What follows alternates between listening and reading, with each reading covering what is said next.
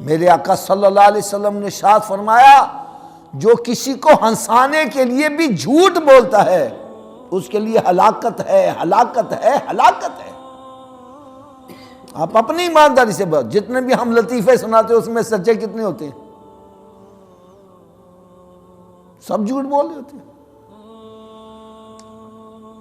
اور پھر جو کفریہ کلمات بکتے ہیں زبان سے، کوئی مذاق اڑا رہا ہے نماز کا، کوئی روزے کا، کوئی جنت کا، کوئی دوزخ کا،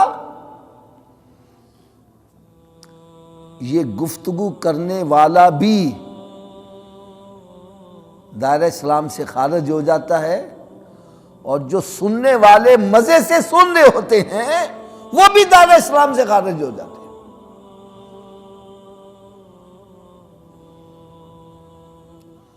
اس لیے کہ میرے آقا صلی اللہ علیہ وسلم نے ارشاد فرمایا جب برائی ہوتی ہو اس کو ہاتھ سے روک دو۔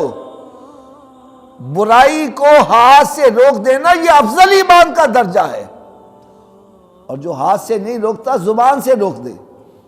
مزیداری تو یہ ہے کوئی نماز کا مذاق اڑائے ہم اٹھ کے ایک تھپڑ مارے، شرم نہیں آتی؟ ہم مسلمان ہیں، ہمارے دین کا مذاق اڑا رہے، تمہیں کس نے یہ جرأت دی ہے؟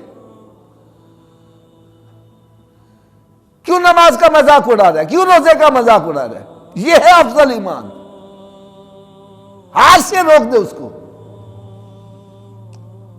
اور فرمایا اگر ہاتھ سے نہیں روک سکتے زبان سے روکو۔ نہ بھائی نہ، خبردار، ہم مسلمان ہیں، ہمارے سامنے ہمارے دین کا مذاق اڑا رہے ہیں، خبردار ایسی بات نہیں ہے۔ اور فرمایا جو زبان سے روکتا ہے اس کے اندر ایمان کا کمزور درجہ ہے، اور جو نہ ہاتھ سے روک سکتا ہے نہ زبان سے روک سکتا ہے تو فرمایا وہ دل میں برا جانے۔ ظاہر بات ہے جب دل میں برا جانے گا تو پھر وہاں بیٹھے گا تھوڑی، اٹھ کے چلا جائے گا۔ اور فرمایا جو دل سے برا جانتا ہے اس کے اندر ایمان کا سب سے کمزور ترین درجہ پایا جاتا ہے، تو جو برا بھی نہیں سمجھ رہا اس کے اندر ایمان کا کون سا درجہ پایا، بلکہ کہہ لگا کے ہنس رہے ہیں۔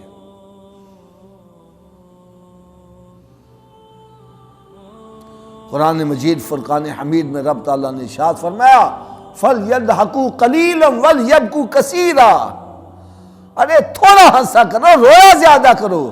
ہنسنے سے دل مردہ ہوتے ہیں اور رونے سے دل زندہ ہوتے ہیں۔ آج ہم نے وہ کیسٹیں لگا کر لطیفے سنتے ہیں اور کہہ لگا کر ہنس رہے ہیں۔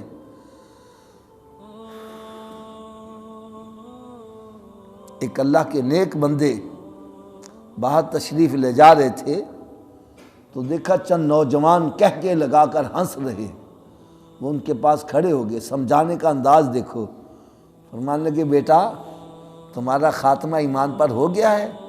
کہنے لگے نہیں ابھی تو نہیں ہوا۔ قبر کے سوالات کے جوابات دے بیٹھے ہو؟ کہنے لگے جی نہیں۔ کیا تیری نیکیوں والا پلڑا بھاری ہو گیا ہے؟ کہنے لگا جی نہیں۔ کیا تو جنت میں داخل ہو گیا ہے؟ کہنے لگا جی نہیں۔ پھر ہنس کیوں رہا ہے؟ ارے جس کے اتنے امتحان ابھی باقی ہو اور پھر وہ آواز سے ہنسے۔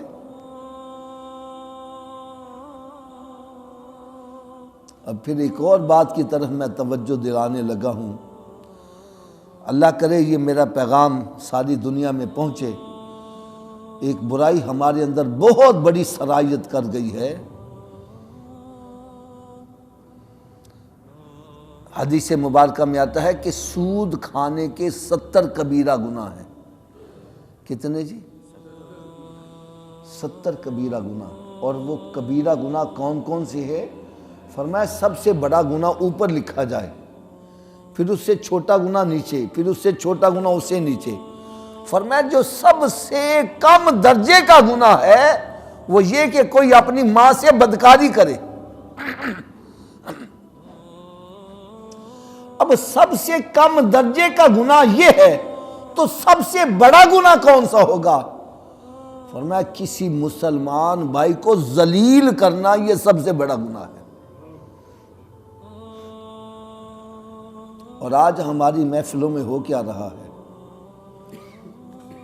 5-6 دوست اکٹھے ہو جاتے ہیں، ایک بندے کو ٹارگٹ بنا لیتے ہیں، اس کی طرف سے بھی تیر اسی پر برس رہا ہے، ادھر سے بھی تیر اسی پر برس رہا ہے، ادھر سے بھی تیر اسی پر برس رہا ہے، اور پھر ہم کہہ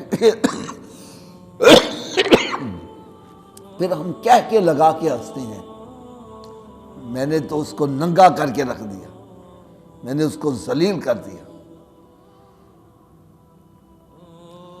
خدا را سوچو اگر اس کی جگہ پر تم ہو اور کوئی تیرے ساتھ یہ سلوک کرے، تیرے اوپر کیا بیتے گی؟ کسی کو ذلیل کرنا یہ کتنا بڑا کبیرہ گناہ ہے، اور آج ہم یہ گناہ کر کے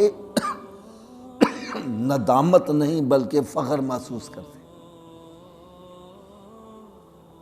خدا را ہمیں اللہ تعالیٰ سے ڈرنا چاہیے، اپنی زبان کی حفاظت کرنی چاہیے۔ حفاظت کرنے کے لیے میں نسخہ بتلا دوں، جب بھی کوئی بندہ بیان کر رہا ہو اس کے سامنے ٹیپ ریکارڈ آن کر دو، اس کو پتہ چل جائے میرا بیان ریکارڈ ہو رہا ہے، وہ فوری طور پر سلجھی ہوئی گفتگو کرے گا۔ اس کو پتہ ہے اگر میں نے انٹ شنٹ باتیں کی تو بعد میں کوئی کہے گا اب جی یہ آپ نے کہاں سے بات کر دی؟ میں کہوں میں نے کی نہیں ہے، ان کے پاس ثبوت کوئی نہیں ہوگا، اور اگر انہوں نے ریکارڈ چلا کے دکھانے لکھو یہ آپ نے بات کی، کہاں سے کیا لکھا ہے؟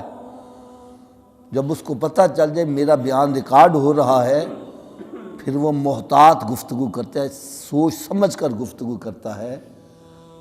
اسی طرح ہر مسلمان کا یہ یقین ہونا چاہیے میں جو بھی گفتگو کر رہا ہوں کرامن کاتبین ریکارڈ کر رہے ہیں، اور یہ ٹیپ ریکارڈ قیامت کے روز جب چلے گا تو پھر رب تعالیٰ اس کے سارے رسول اور ساری مخلوق سن رہی ہوگی۔ وہ گفتگو جب میں دوستوں سے، اپنے رشتہ داروں سے، والدین سے چھپ چھپ کے کر رہا تھا، آج وہ سب کے سامنے جب چلے گی تو پھر میری ندامت کا کیا عالم ہوگا۔ خدا را اس بات کو دل میں یقین بٹھاؤ، میری ساری گفتگو ریکارڈ ہو رہی ہے۔ اللہ تبارک و تعالیٰ نے قرآن مجید فرقان حمید میں بھی یہی ارشاد فرمایا انی بما تعملون علیم، بے شک جو بھی تم اعمال کر رہے ہو میں اس سے خوب واقف کار ہوں، مجھ سے چھپے ہوئے تم نہیں ہو۔